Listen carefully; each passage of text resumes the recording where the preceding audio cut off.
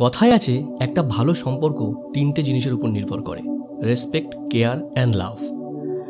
এই তিনটে জিনিসের মধ্যে একটা জিনিস যদি কমতি থাকে, একটা ভালো সম্পর্ক দীর্ঘদিন স্থায়ী হয় না। নমস্কার বন্ধুরা, আমি সুজিত। একটা ছোট গল্প আপনাদের জন্য। এই গল্পটা হচ্ছে আমার আপনার পরিবারের গল্প, প্রতিদিনের গল্প। ডিনার টেবিলে এক পরিবারের সকল মেম্বার খেতে বসেছে। মা, বাবা, ওয়াইফ, মেয়ে সবাই একসাথে বিশাল আনন্দ করে গল্প করে খাচ্ছিল। এরকম সময় ছেলে পকেট থেকে মোবাইলটা বার করে মাকে কিছু একটা দেখাচ্ছিল আর বলছিল, মা দেখো তো এর ভিতরে তোমার কোনটা পছন্দ। প্রত্যেকটা মা যেরকম হয়, বলে আমি কিছু জানি না, তোর বাবাকে জিজ্ঞাসা কর। বাবা বললো, আমি বলবো? বলছে না, এটা তোমার জন্য নয়, এটা মায়ের জন্য। বললো আচ্ছা। মাকে আবার জিজ্ঞাসা করলো, মা তুমি দেখো না কোনটা তোমার পছন্দ।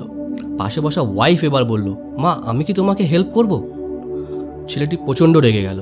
রেগে গিয়ে বলল, আমি কি তোমাকে জিজ্ঞাসা করেছি? এই কথাটা সেই ভালো পরিবেশটাকে শান্ত করে দিল কিছু সময়ের জন্য। উল্টো দিকে বসা মেয়ে হঠাৎ করে বেশম খেল। ওয়াইফ দৌড়ে গিয়ে মেয়েটিকে জল খাইয়ে সুস্থ বোধ করানোর চেষ্টা করলো। বলল, little princess, now you are okay. পাশে বসা মা জিজ্ঞাসা করলো, কি বললি? বলে, আর ইউ ওকে?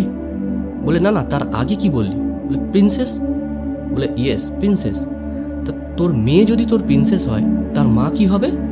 এবার মেয়েটি বলল, কুইন। বলি, তাহলে তুমি বুঝতেই পারছো, সে যখন কোনো বাড়ির রাজকন্যা, তাহলে তোমার বউও নিশ্চয়ই কোনো বাড়ির রাজকন্যা ছিল। তার সম্মান কতটা প্রয়োজন। ছেলেটি নিজের ভুল বুঝতে পারল এবং সবার সামনে তার ওয়াইফকে সরি বলল ওই ব্যবহারের জন্য। বন্ধুরা, গল্পটা খুব ছোট, কিন্তু এর সারমর্ম অনেক বড়। প্রত্যেকটা মানুষের সম্মান আছে, বিশেষ করে সে যদি আপনার স্ত্রী হয়। কারণ একটা মেয়ে বিয়ের পরে সমস্ত বন্ধন ছেড়ে নতুন একটা পরিবারে আসে শুধু কিন্তু আপনার আমার জন্য, তাই নয় কি? সুতরাং তার সম্মানটা এবং তার কেয়ার করাটা সবচাইতে আগে প্রয়োজন, কারণ তার স্যাক্রিফাইসের কাছে এইসব কিছুই না।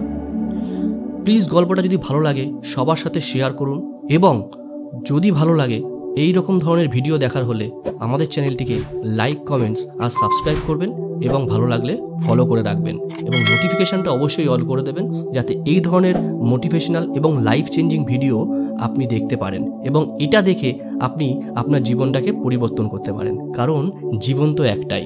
দেখা হচ্ছে একটা নতুন ভিডিওতে। ততক্ষণে ভালো থাকুন, সুস্থ থাকুন।